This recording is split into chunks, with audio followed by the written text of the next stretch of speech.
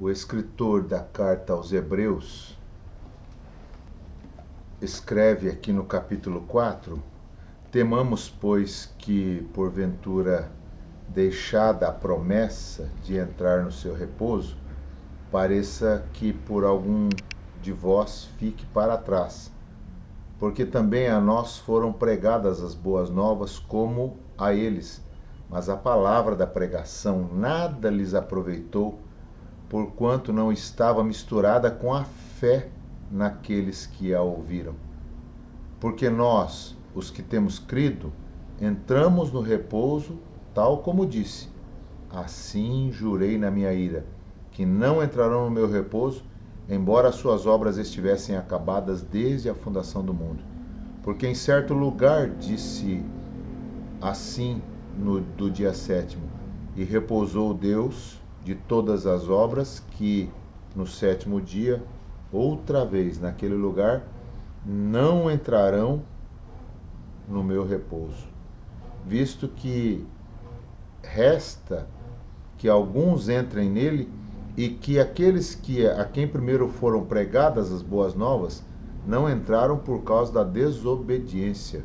Determina outra vez certo dia, dizendo: hoje, por Davi, muito tempo depois, como está escrito: hoje, se ouvirdes a sua voz, não endureçais o vosso coração, porque se Josué houvesse dado repouso, não falaria depois disso de outro dia, porquanto resta ainda um repouso para o povo de Deus, porque aquele que entrou no seu repouso, ele próprio repousou das suas obras como Deus das suas. Procuremos, pois, entrar naquele repouso, para que ninguém caia no mesmo exemplo de desobediência, porque a palavra de Deus é viva e eficaz, e mais penetrante do que a espada de dois gumes, e penetra até a divisão da alma e do espírito e das juntas e medulas, e é apta para discernir os pensamentos e as intenções do coração. E não há criatura alguma encoberta diante dele, antes todas as coisas estão nuas e patentes aos olhos daquele com quem temos de tratar. Essa referência aqui é do povo de Deus que não entrou no repouso de Deus. Um povo que trabalhava, um povo que lutou, um povo que viveu uma vida de escravidão como ninguém, experimentou fardos pesados, um povo que experimentou dura servidão. Todavia, quando possível, aquele povo não entrou no repouso, no descanso de Deus. E foi aí que o escritor da carta aos Hebreus nos traz essa palavra. Nos traz essa palavra de entrarmos no repouso de Deus. É muito fácil, muito simples a gente dizer que serve a Deus. Todavia, desfrutar daquilo que Deus tem deve ser uma consequência natural da vida e não algo especial a ser buscado, não algo especial a ser trabalhado. Não há preço a ser pago por aquilo que Deus já nos deu. E o que mais Deus queria é que aquele povo que viveu na escravidão, viveu debaixo daquele jugo pesado, daquele fardo intenso de servidão, agora entrasse num estado de repouso. E aí a gente olha para o escritor da carta aos Hebreus e a gente vê ele mostrando que em Cristo Jesus todos esses benefícios foram alcançados. Em Cristo Jesus, todas as benécias do sacrifício perfeito foi alcançado. Mas muitas pessoas ainda querem alcançar isso através do mérito, através da barganha, querem negociar uma coisa que já foi negociada. Sabe aquilo que a gente quer pagar? Nós trazemos um sentimento terrível de devedores que somos, de escravos que somos, e que não conseguimos entrar no descanso por causa da ansiedade que nós trazemos conosco.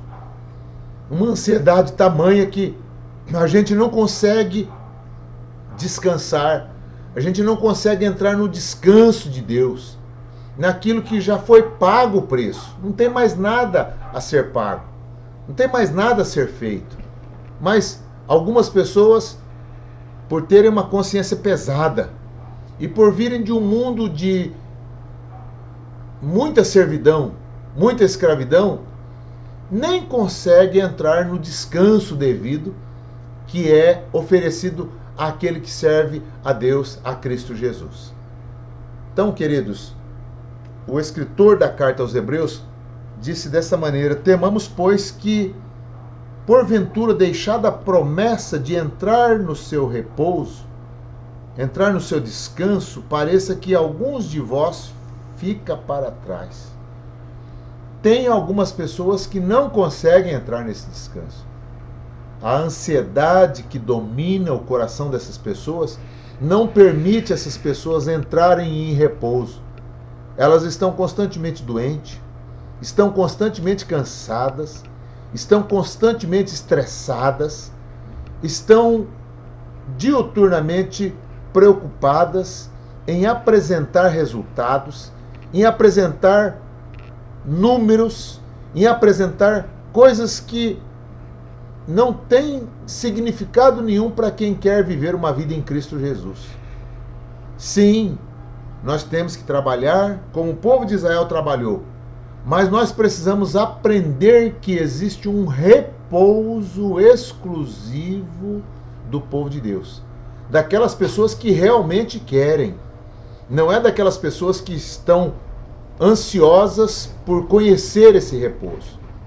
Não é daquelas pessoas que estão em busca desse repouso, mas é para aquelas pessoas que desejam viver nesse repouso, como o próprio Deus, que depois de ter 6 dias de intensa atividade, diz o texto, ele no último dia descansou, repousou.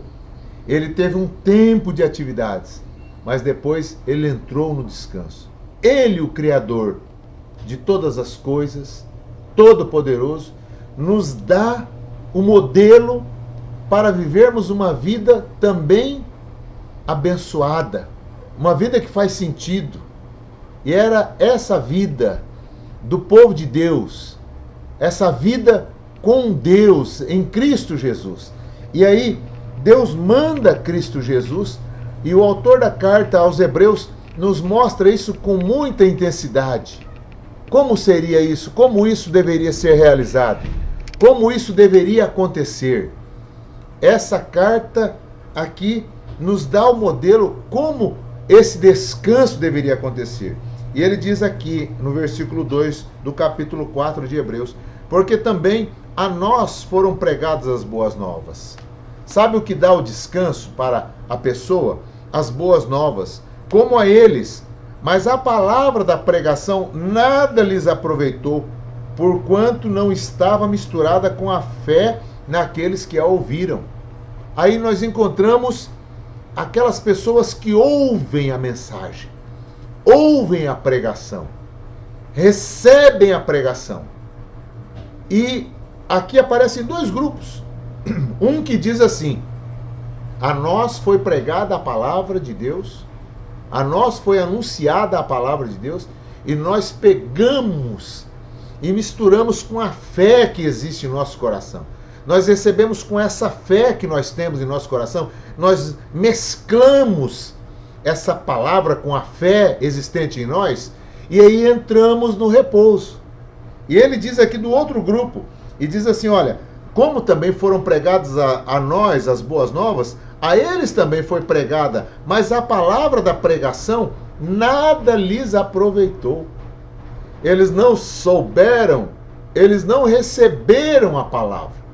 a palavra que é a semente bendita, caiu no coração daquelas pessoas, caiu no entendimento daquelas pessoas, mas nada aconteceu porque eles não receberam a palavra. Eles foram ouvintes e não praticantes. Eles não adubaram aquela palavra com a fé.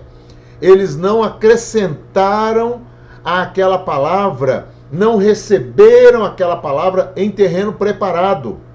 Porque eles, na verdade, haviam se enchido de pedras e pedriscos para deixarem com que essa fé fosse colocada de lado e a mensagem, a pregação da palavra fosse deixada de lado.